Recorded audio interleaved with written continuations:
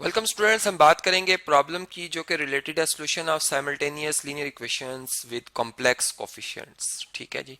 Question हमारे ये कि solve the simultaneous linear equations with complex coefficients. और क्वेश्चन में हमारे पास जो इक्वेशंस हैं वो हैं z minus 4w is equal to 3 iota. ये हमारी फर्स्ट इक्वेशन है। और दूसरी है 2 times z plus 3 times w is equal to 11 minus 5 iota. अब हमने इसमें से z और w की वो वैल्यू फाइंड करनी है जिसको कि कंबाइन अगर इन दोनों इक्वेशंस में लिखा जाए तो इस इक्वेशन की लेफ्ट हैंड साइड और राइट हैंड साइड इक्वल आ जाए। ठीक है जी। मतलब इसमें हमें कोई फर्क नजर ना आ रहा हो। ठीक है, तो अब इसको फाइंड करने के लिए हमारे पास जो मेथड्स हैं डिफरेंट हैं। मैं यहाँ पर सब्स्टिट्यूशन मेथड जो है वो अप्लाई करूंगा। ठीक है, तो फर्स्ट कर लें कि ये हमारी इक्वेशन नंबर 1 है और ये इक्वेशन नंबर 2 है। ठीक है, सॉल्यूशन जब हम स्टार्ट करेंगे, बल्कि स्पेलिंग्स कंप्लीट लिख लेते हैं जी। चलें, इसमें हम कंसीडर करते हैं फर्स्ट इक्वेशन को। Consider equation number 1। ठीक है जी। अब इक्वेशन नंबर 1 शॉर्ट फॉर्म में EQN में लिखा है, ये किसके इक्वल है? z minus 4w is equal to 3 iota के। ठीक है जी। सब्स्टिट्यूशन मेथड करने जा रहे हैं तो मैं यहाँ से z जो वेरिएबल है इसको अलग कर रहा हूँ।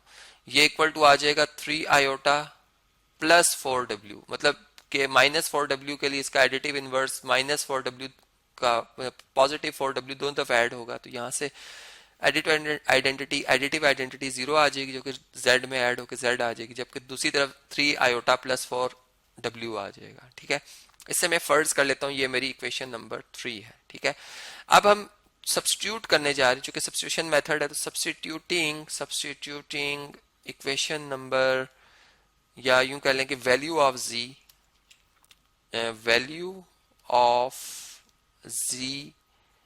इन इक्वेशन नंबर सेकंड। अच्छा, फर्स्ट में नहीं लिख सकते आप, दोबारा अगर लिखेंगे तो फिर आपको आइडेंटिटी मिल जाएगी, फिर आप आप इससे कोई एक जवाब नहीं निकाल पाएंगे। ठीक है, अब हम इसमें क्या कर सकते हैं, हम इसको सेकंड इक्वेशन में दर्ज करते हैं। तो सेकंड इक्वेशन यहाँ पर ये लिखी हुई है, आप देख सकते हैं। ठीक है, इसमें जब हम इसे लिखेंगे तो 2 टाइम्स z था, यहाँ पर मैं स्पेस छोड़ रहा हूँ, प्लस 3 टाइम्स w है, और ये इक्वल टू है 11 माइनस 5 आयोटा के। ठीक है, यहाँ पर अब हम ये z की वैल्यू लिख रहे हैं जो कि 3 आयोटा प्लस 4w है। ठीक है, ये हमने लिख दिया।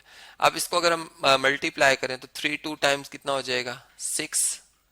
ठीक है, और 2 2 2 जार 4 4 2 जार 8, यहाँ पे क्या आएगा? 8 2 4 जार 8w plus 3w is equal to 11 minus 5 iota. ठीक है जी।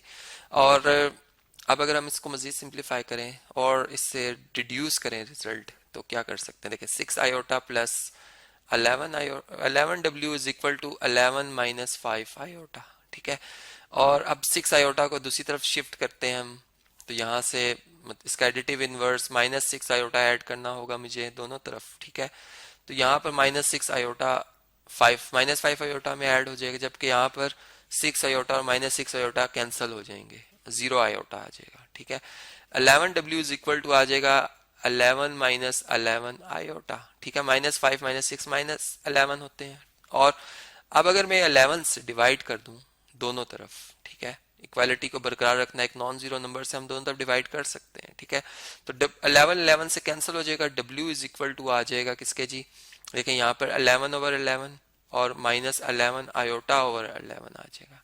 और इसको अगर हम कैंसिल कर दें तो ये देखें 11 वन टाइम 11 11 वन टाइम 11, तो हमारे पास जो w है इसकी वैल्यू आ रही है 1 माइनस आयोटा। ठीक है, तो w कॉम्प्लेक्स नंबर आ गया हमारे पास।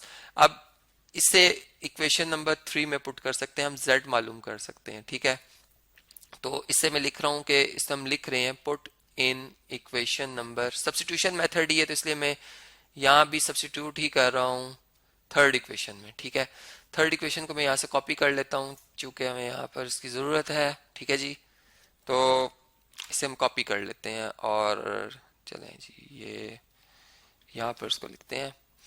अब इसकी वैल्यू जो कि स्क्रीन पे आपको नज़र आ रही है, यहाँ पर थोड़ा सा मैं यहाँ पर रख लेता हूँ स्क्रीन को, तो z इज इक्वल टू आएगा 3 आयोटा प्लस 4 W, और W की जगह हम लिखेंगे 1 माइनस आयोटा, ठीक है, ये 1 माइनस आयोटा।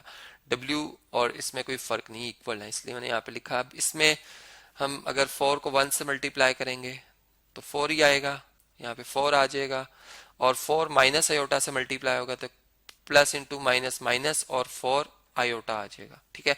अब आयोटा वाली टर्म्स आपस में ऐड या सब्ट्रैक्ट हो सकती हैं, 4 तो एज इट इज रहेगा और माइनस आयोटा आ जाएगा, तो ये z की वैल्यू आ गई हमारे पास जो कि 4 माइनस आयोटा है, ठीक है।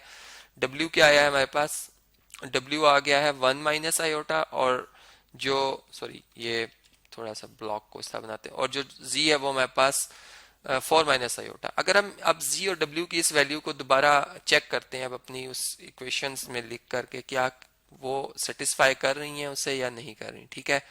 तो चलें हम इसे लिखते हैं गिवन इक्वेशंस में, ठीक है, चेक करने के लिए। अब मैं बाकी स्टफ को रेस कर रहा हूँ यहाँ पर, ठीक है जी। हमें अब चेकिंग करनी है, आप रिवाइज करके देख सकते हैं, ये सब लिखा हुआ होगा स्टफ, ठीक है जी।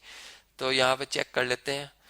चलें अब देखें, z की जगह क्या लिखेंगे हम, 4 माइनस आयोटा, माइनस 4, w की जगह क्या लिखेंगे 1 माइनस आयोटा, और ये इक्वल टू क्या 3 आयोटा आता है या नहीं, इक्वल टू चलें लिख लेते हैं 3 आयोटा, और अब हम इसको सॉल्व करते हैं। यहाँ पर मैं फर्स्ट क्वेश्चन को सॉल्व कर रहा हूँ, तो देखें 4 माइनस आयोटा और माइनस 4 प्लस 4 आयोटा आ जाएगा, ठीक है, चूंकि माइनस इंटू माइनस प्लस होता है और प्लस इंटू माइनस माइनस होता है, ठीक है। 4 4 से कैंसिल, और 4 iota minus iota 3 iota, 3 iota is equal to 3 iota जो कि ट्रू है।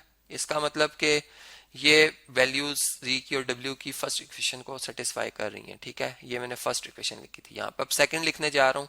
सेकंड इक्वेशन क्या है हमारी कि 2 टाइम्स z, ठीक है, z की जगह क्या लिखेंगे 4 माइनस आयोटा, ठीक है, प्लस 3 टाइम्स w की जगह लिखेंगे 1 माइनस आयोटा जो कि इक्वल होना चाहिए 11 माइनस 5 आयोटा के, ठीक है। अब इसको चेक करते हैं हम, देखें 2 4 8 आ जाएगा, और 2 1 टाइम 2 आ जाएगा विद नेगेटिव साइन, ठीक है, जो कि प्लस माइनस माइनस होता है, प्लस 3 1 टाइम 3, और 3 माइनस आयोटा से मल्टीप्लाई कर माइनस 3 आयोटा आ जाएगा जो कि 11 माइनस 5 आयोटा है, ठीक है। और अगर आप देखें तो 8 प्लस 3 कितना होता है 11, और माइनस 2 माइनस 3 कितना होता है माइनस 5 आयोटा, जो कि इक्वल आ गया है 11 माइनस 5 आयोटा के। इसका मतलब कि ये भी ट्रू है, और हमारी z और जो w है उनकी दोनों वैल्यूज हमारी गिवन इक्वेशंस को सेटिस्फाई कर रही हैं, इसलिए सॉल्यूशन सेट में जो ऑर्डर पेयर बनेगा उसमें जो मैं z की वैल्यू लिख रहा हूँ वो 4 माइनस आयोटा, ठीक है, और जो 1 माइनस आयोटा w की, ये दोनों हमारी इक्वेशंस को साइमल्टेनियसली जो है वो इसे वेरीफाई कर रही हैं, ठीक है, इसलिए ये सॉल्यूशन सेट के अंदर लिखी जाएंगी।